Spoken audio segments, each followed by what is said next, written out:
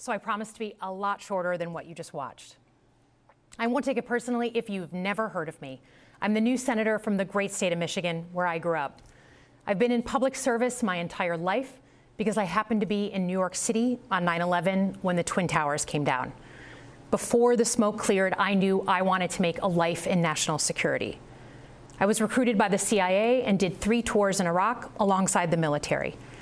In between, I worked at the White House under President Bush and President Obama, 2 very different leaders who both believed that America is exceptional.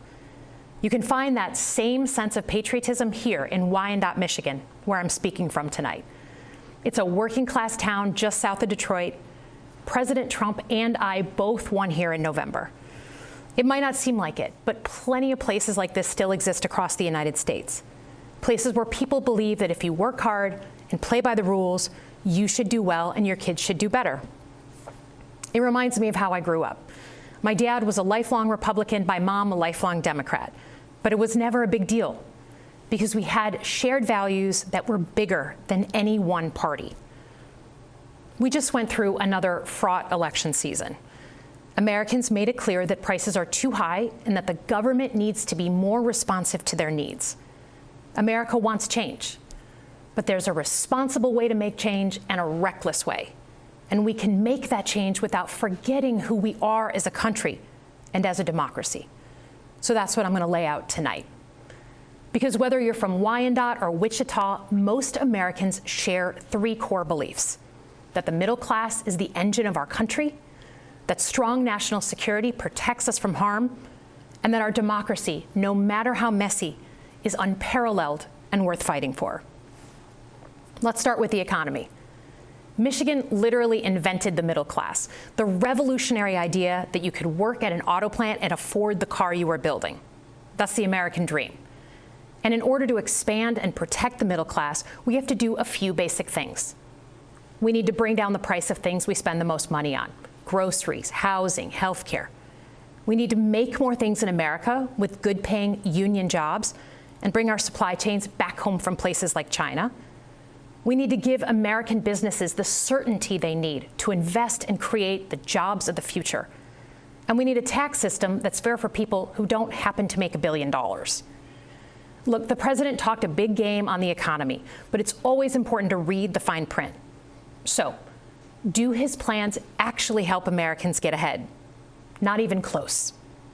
President Trump is trying to deliver an unprecedented giveaway to his billionaire friends.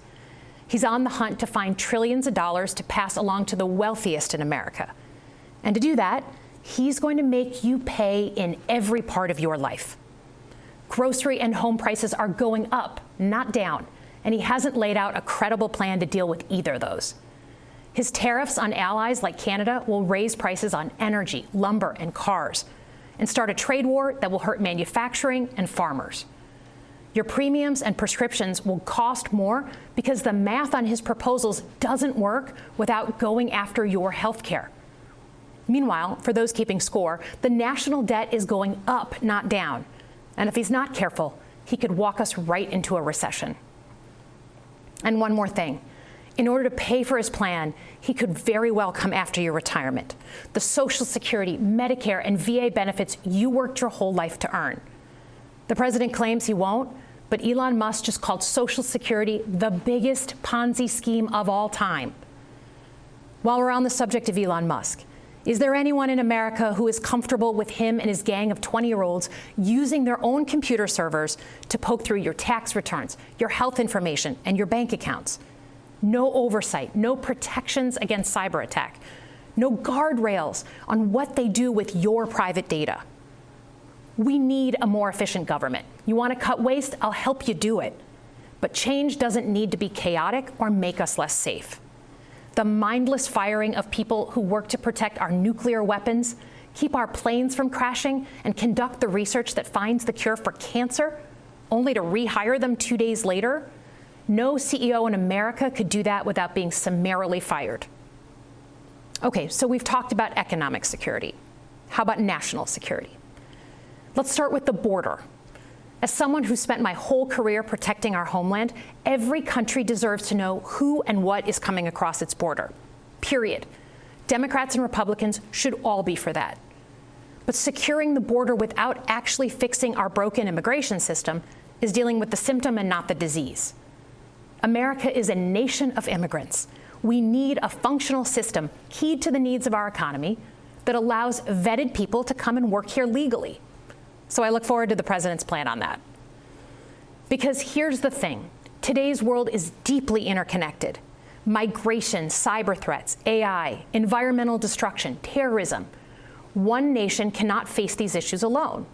We need friends in all corners, and our safety depends on it.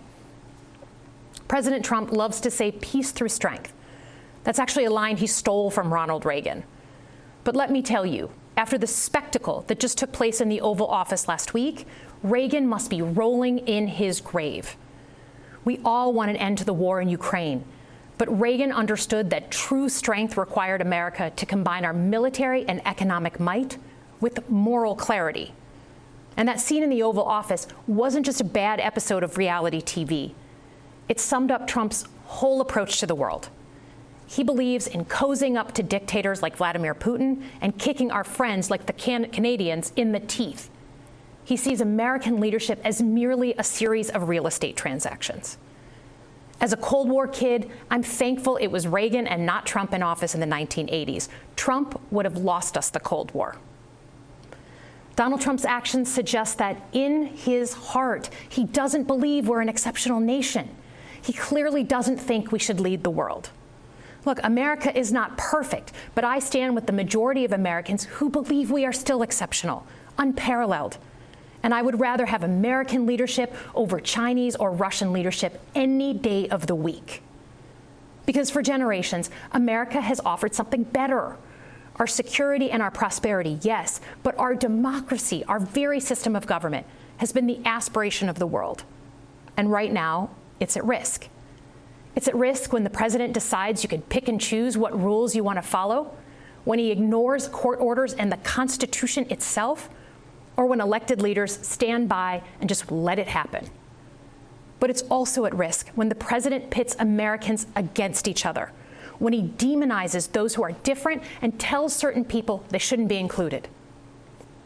Because America is not just a patch of land between two oceans. We are more than that. Generations have fought and died to secure the fundamental rights that define us. Those rights and the fight for them make us who we are. We're a nation of strivers, risk takers, innovators, and we are never satisfied. That is America's superpower. And look, I've lived and worked in many countries. I've seen democracies flicker out. I've seen what life is like when a government is rigged. You can't open a business without paying off a corrupt official. You can't criticize the guys in charge without getting a knock at the door in the middle of the night. So as much as we need to make our government more responsive to our lives today, don't for one moment fool yourself that democracy isn't precious and worth saving. But how do we actually do that? I know a lot of you have been asking that question. First, don't tune out. It's easy to be exhausted, but America needs you now more than ever. If previous generations had not fought for this democracy, where would we be today? Second, hold your elected officials, including me, accountable. Watch how they're voting. Go to town halls and demand they take action. That's as American as apple pie. Third, organize. Pick just one issue you're passionate about and engage. And doom scrolling doesn't count. Join a group that cares about your issue and act. And if you can't find one, start one. Some of the most important movements in our history have come from the bottom up. In closing, we all know that our country is going through something right now. We're not sure what the next day is going to hold, let alone the next decade.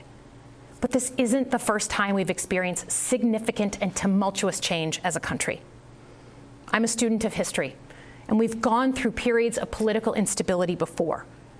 And ultimately, we've chosen to keep changing this country for the better. But every single time, we've only gotten through those moments because of two things: engaged citizens and principled leaders. Engaged citizens who do a little bit more than they're used to doing to fight for the things that they care about, and principled leaders who are ready to receive the ball and do something about it. So thank you tonight for caring about your country, Just by watching, you qualify as engaged citizens. And I promise that I and my fellow Democrats will do everything in our power to be the principled leaders that you deserve. Good night, everyone.